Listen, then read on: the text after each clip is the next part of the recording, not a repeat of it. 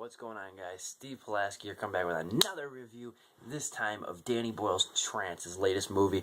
I'm going to shoot this video the same way I shot my Place Beyond the Pines video, which is like I have the camera on the self mode now, where I'm actually looking at the screen. It's laying horizontally, and the camera's like right up there, and it's shooting me right now. I'm looking at what I'm filming. I can see the time, I can have all the functions right side of me, and I am looking directly at myself. When normally I used to do it with the back of the phone, was to me the regular camera. I would shoot that way, but I like this way better because it's clear. My Blu-rays are looking bluer than ever. I noticed that when I uploaded it. It's like all my other ones look flushed out and very bright, where this my Place Beyond the Pines video looked just bright, man. It was like exploding for a mobile video. It's like getting really revolutionary here. Sorry guys. Anyway, so Danny Boyle's Trance, though. Let's get into this. I'm going to go into the very bare basics of the plot. It's another one of those movies where it's hard to kind of define when a spoiler is, and it's a hard movie to explain to begin with. Basically, the lead character is played by James McAvoy, who's an excellent role in this movie. I really think that his performance is going to kind of go under the radar, but he really did a great job. Definitely the highest point of the movie. Him and about, I think, 4 or 5 other people are a group of art thieves. They go around Europe stealing Europe's most prized, art at different galleries and everything, and which are worth like millions of pounds and everything. So what winds up happening, though, they steal this painting. Simon steals this painting, who James McAvoy's character is, and he steals this painting and he gets knocked on the head, and he cannot remember where he hid the paint. He hid the painting, then he got knocked on the head. He can't remember where he hid the painting.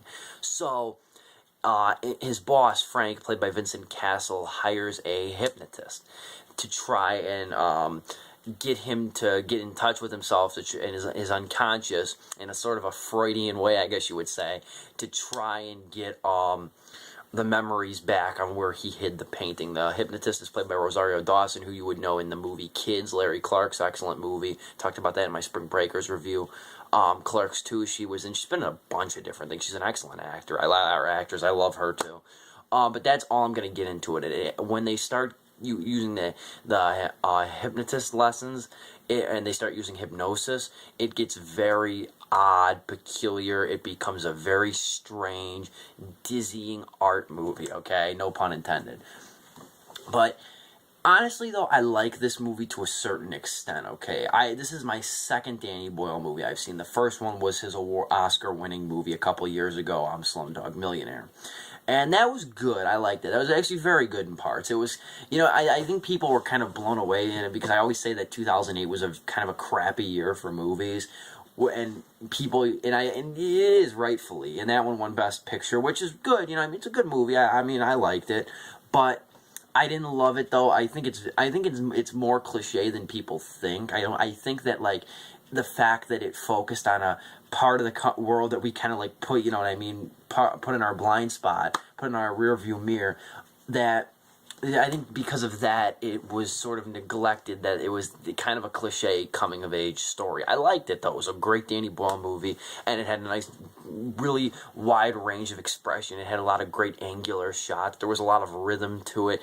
It was a very fun movie, okay? It was not always, but it was a fun movie to watch, and there was some emotional scenes. I liked it, though.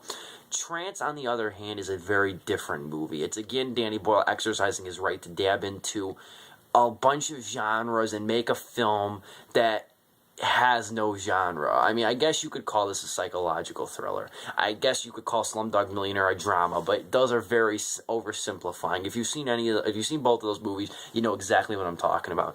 Danny Boyle doesn't like to exercise his right to stay in one clear genre, or even multiple genres. He just mixes a bunch of stuff across the board, seeing what fits, and I like that. It's a good venture for him. And he's also got a really big thing in this movie, too. I'm talking with Trance. It's very big on color. There's a lot of good HD shots in this movie, which is weird, but the HD really comes out in this movie. You can kind of tell. And like I said, it's got a nice, like, angular, format with the shots. There's nice composition to everything. There's a lot of lens flare, which can be hit or miss, like, J.J. Abrams. But the thing is, is Danny Boyle definitely knows how to use lens flare, okay? It's very subtle. It's easily missable. But it's very cool to watch, though, because Danny Boyle knows how to use it, and that's what the best part is. The story, though, the story is all right, let's talk. The story isn't that bad, okay? It's an interesting story to begin with. It's got a good little psychological twist to it. The problem, there's about maybe 40 minutes of story, and then it's extended to 101 minutes. That's the problem with this movie. It's a thriller that goes on for way too long. That's my main problem with the movie, is that it ends like 6 times before it actually ends. The whole, you know what I mean? That's the thing about it, though, that I really couldn't get it. And it becomes very, I hate to use this term in a derogatory manner, but it becomes confusing to the point, and it doesn't try to really wrap it up in any more of a coherent way. It's confusing for a while, and then when it tries to say things, and then when it tries to give you clarity, it winds up still being kind of blurry, and that's my main issue with it. I saw it with my ma as I do all my movies, and even at the end I asked her, I was like, you mind explaining this to me? You know what I mean? And she did, and I was like, I kind of had that idea. I just thought I was wrong. Okay, but that's the one issue with the movie, is that it feels like a thriller and an idea that goes on for a little bit too long, and that was the main issue that I had with the movie. Sorry guys. Anyway, what I was saying though was, but I mean, it is interesting though. The style in the movie is the best part, easily. That's what you come, one of the things you come here for. It's has a very interesting look to it. The music too. I almost forgot to mention, the music to this movie is outstanding. There's an amazing scene that with Rosario Dawson and James McAvoy, where they're about to make love, and they play the song "The Day" by the band Moby, and it was a terrific song. It gave me this weird sensation, okay? Like the sensation I got when I heard, the only thing I can compare it to, recently at least, was the song "I Want to See the Bright Lights Tonight" in Looper. I've been listening to that song constantly since I saw Looper a couple of weeks ago, and that, you know what I mean? Looper is a good movie too, but that song though, that "The Day" by Moby, it's like, oh my god, it gives you a nice rushing sensation, and both of them kind of sound the same. "I Want to See the Bright Lights Tonight" and the Day, they sound very similar in a way, that they're very artsy, but they're unique songs that you really need. Those are 2 songs I'll recommend you along with the movie, along with Trance, okay? You got some work to do. But overall, though, Trance, like I say, I like the music. I like the way it was shot. It was an interesting movie. The scenes of when he goes in, they're using hypnosis and he goes into the trance, are very cool scenes. They're very, there's even one scene I don't want to give away when James McAvoy goes on a kind of a spree with a gun, and you'll know the scene I'm talking about. Trust me, terrific scene. But like I said, I like this. I like this. My only couple complaints are that it becomes very confusing, but that's not the direct complaint. I don't mind if a movie's confusing or if there's ambiguity or anything. I've grown to love it. But my problem is that when it comes time to wrap it up, the movie's just kind of here. Here's what we got. Here's kind of how it works. There you go. That's my only complaint. Other than that, great music, great style, great directing. Danny Boyle really has a nice way about the way he goes about things and the way he sets up shots and creates tension. Interesting all around. That's what the movie is. It's interesting. Definitely check this out. I'm going to give it a 3 out of 4 stars.